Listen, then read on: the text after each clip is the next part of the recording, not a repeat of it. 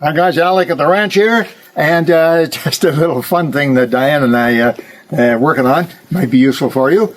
You can probably, if you're a hunter, you can probably already see the problem. This was exactly the machine we wanted, and the price was really good. It had exactly on the extras, everything else that we wanted. It was a perfect machine. Perfect for us. Except for one thing. The color. How many times does that happen? Guys, you're going to buy a dress and it fits really well and it looks really good, but it's the wrong color.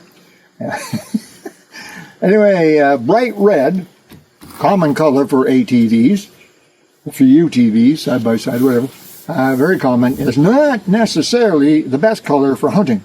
Now, it's very easy to see as you're going through the bush, whether it's other hunters, we don't have other hunters here, but people or animals, whether it's domestic or wild animals, that bright red is not the bright color. I'm much more comfortable going around, walking and doing stuff around here in camouflage.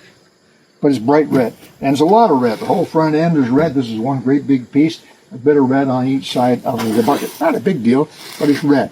And I wasn't happy with it. I would not be comfortable. In fact, it's so bad that if I don't get a deer this year, I would blame it on the red color. To blame it on something. Anyway, long story short, we decided to change it. Several options. I could paint it. Could do that. A lot of work. Everything has to come apart because you don't want to get paint on these. Paint's a lot of work. Secondly, it's semi-permanent. Came up with a better idea.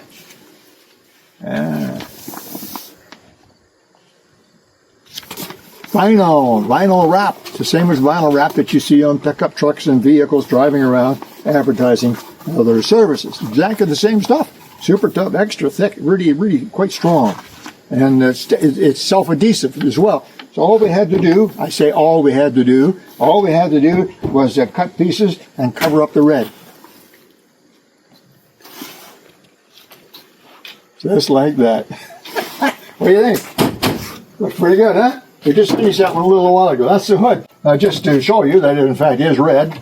There's the bottom. Because all the plastic is red. You see that?